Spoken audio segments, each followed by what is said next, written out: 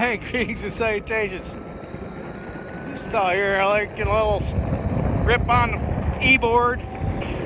Anyway, thought I'd give you a video today, update on the bus. It's been a while. Sorry for the wind noise, but I'm going kind of fast. If you like what you see, go ahead and hammer away at that like button. It really helps me out. And share it with your vast social media network if you're so inclined. Any questions or comments? Go ahead and hammer away at the keys in the comment section. And if you haven't done so yet, go ahead and subscribe down there in the lower right hand corner. And then, I'm gonna die.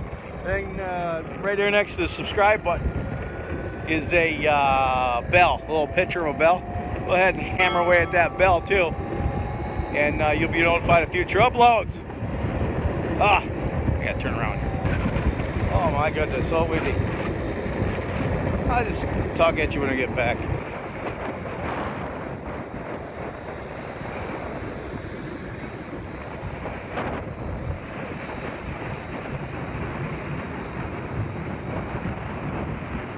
Alright, so enjoy today's installment. Flashback. Greetings and salutations. Table saw's hungry. I have to go to Home Depot and get some food for the table saw. Come along, will you?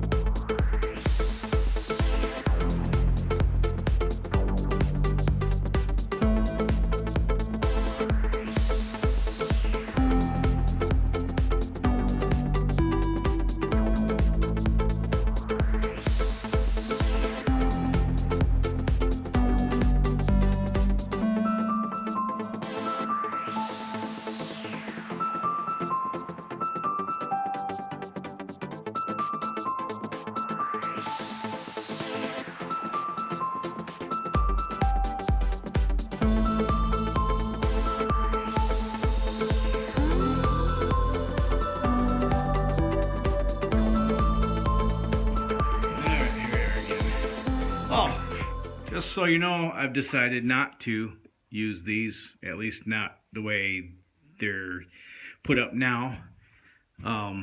That's going to kind of evolve. So I'm pulling all these out from front to back up to this first panel. I'm going to leave that one in for now because I'll show you the front. This roof line kind of slopes up a little bit. See how it bumps up? I'll probably leave this up for now, and build out the bus up to this point.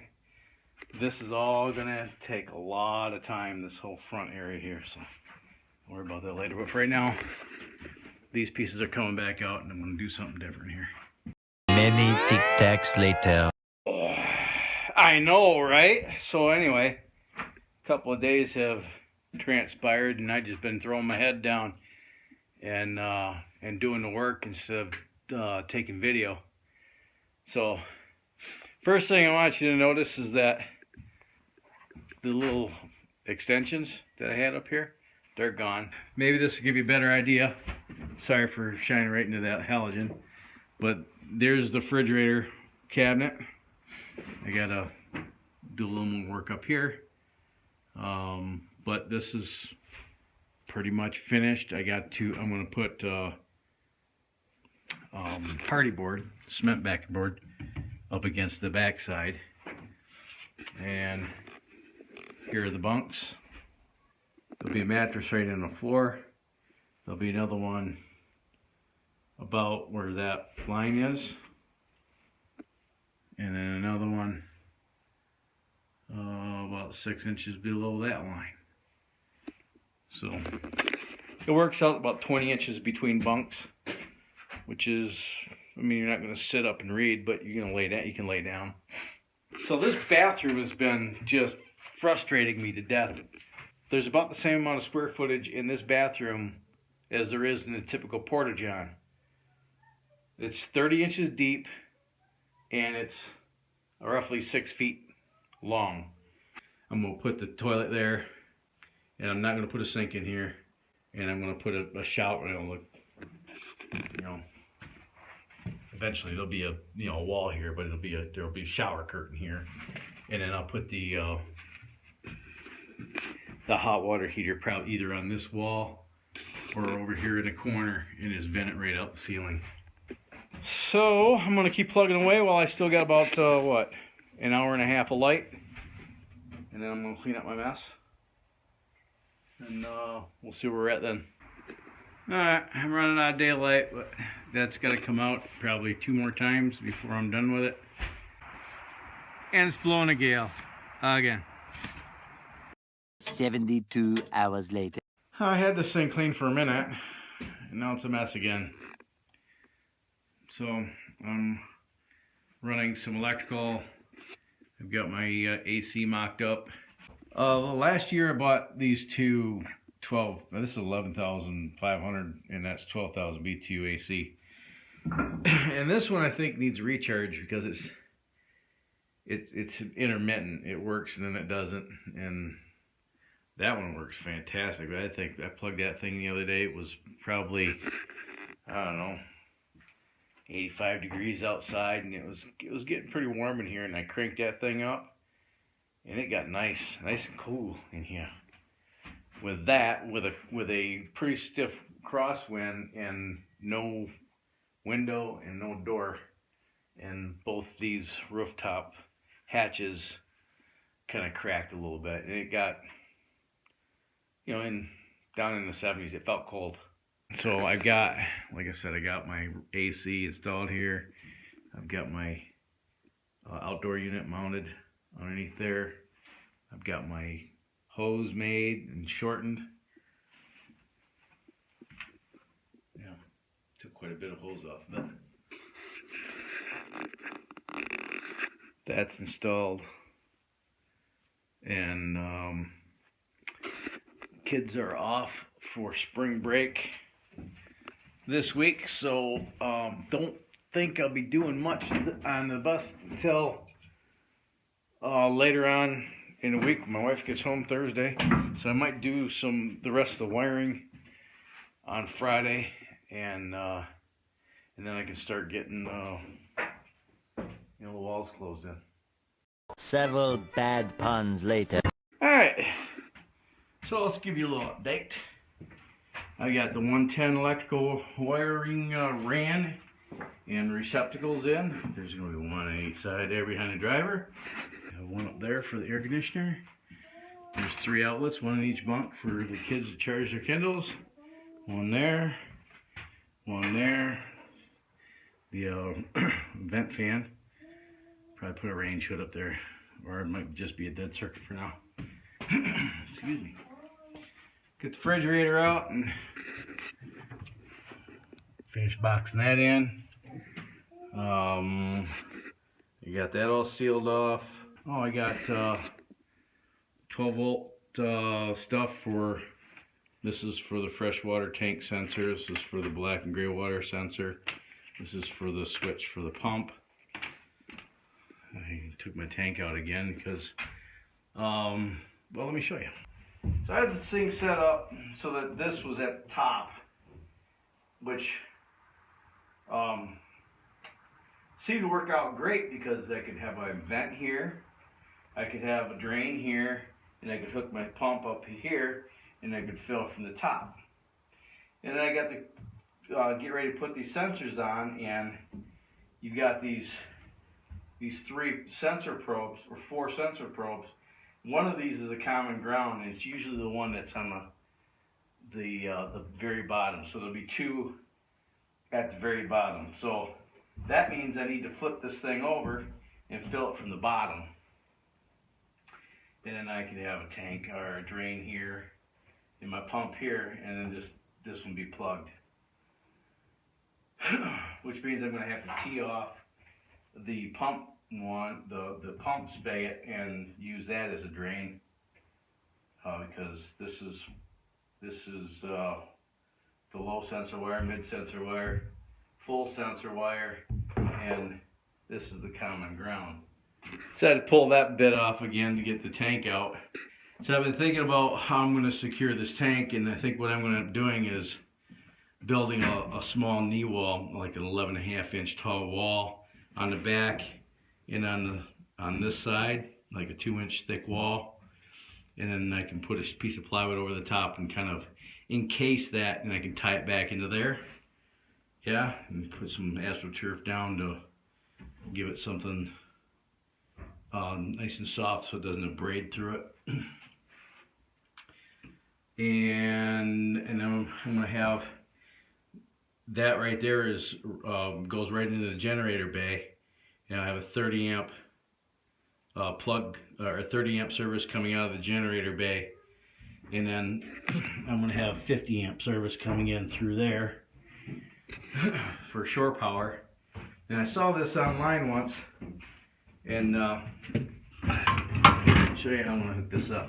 So these are just really inexpensive, like hot tub disconnects, right? And you just, pull this thing out to disconnect power, and they're like $7, I think, what they cost. And this is just like a 4-pole breaker panel. So what you don't want to do is run generator and shore power at the same time. You always want to disconnect one and have it isolated from the other, so you don't, like if you're plugging the shore power and you've got your generator hooked up to your service panel, you'll fry your generator. And if you're plugged into shore power and you lose power, like say the power goes out, and you fire up the generator, and if you don't isolate your shore power from the generator, then you can backfeed power into the grid and electrocute a line worker, and you don't want to do that. So you use 2 of these disconnects. You take one of these disconnect things here and get a label maker and write spare, do not use, and throw that in the toolbox, and just keep one on the bus. So when you hook up, and then you label one of these generator and the other one's shore power. So when you go to a campground or you're hooking up to shore power, you just plug that one in. That one's disconnected. Both of these are hooked directly into the main power lugs there, right? So this one is shore power, and you're running off shore power. You want to take off and start traveling. You unhook your shore power. You want to run your AC. You got to fire up your generator. You unplug your shore power. Plug that into the generator. Fire up the generator. Now the generator's powering the electrical panel. Doing it on the cheap.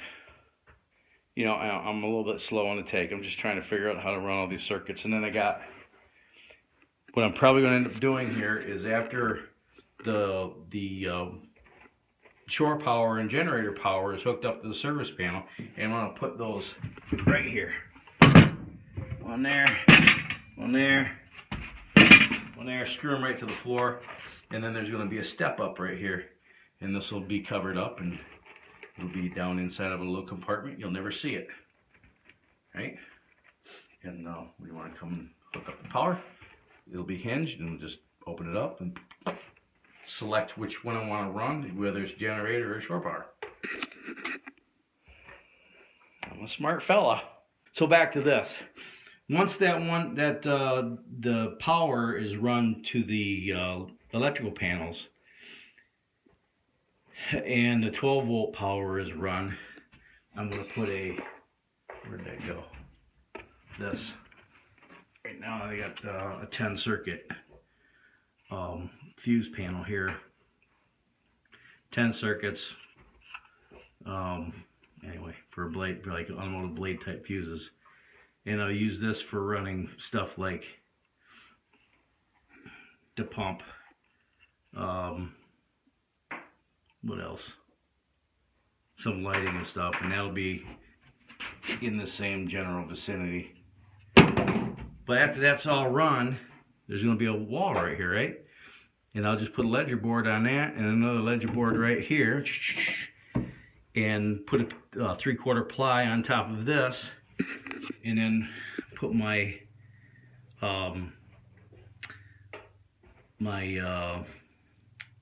batteries, my house batteries, inside here too. And I'll put those in a battery box and have that vented outdoors.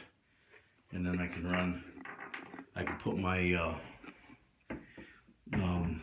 MPPT, my charge controller, my solar charge controller here. And I think I got enough room for 2 325 watt panels between the emergency hatches. So we'll start with that, and if I need to add more, I'll probably have another solar charger for keeping the bus batteries charged. I'll have that back towards the back of the bus because it's closer to the batteries.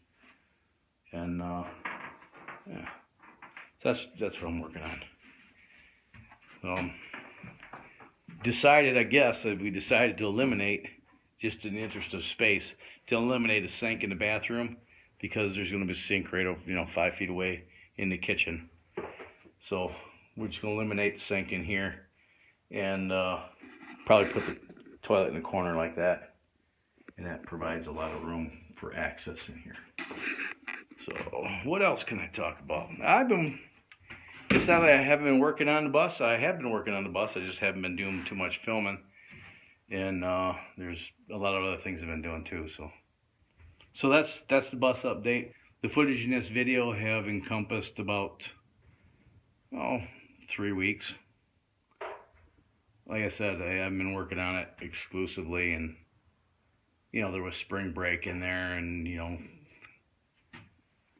other things. So I just put the door on today because a couple of pigeons are looking to take up residency in here, and that is not going to happen. Or not pigeons, mourning doves. So I've been running this for a couple of weeks, and it keeps it very comfortable in here. It's not enough, it doesn't move enough air to keep the very back cool. 68 degrees, but there's probably a 5-degree temperature difference between the back and the front, and my whole intention was to use this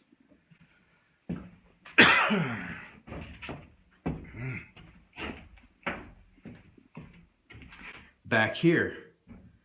So I'm probably going to build it into a cabinet right here, take the wheels off of it and bolt it to the floor, exhaust that straight out the back.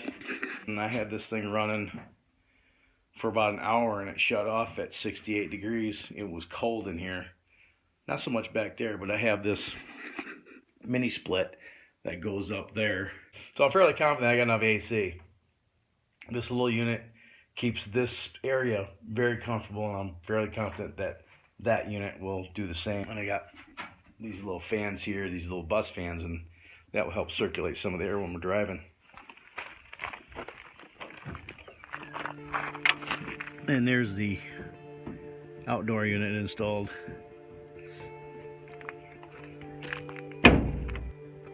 So that's the latest update. So that's all I got for today, guys. And so you know the drill. You have fun, stay safe, shoot straight, keep your powder dry, and have a splendid day. I'm gonna take some medicine for this cough. Bye.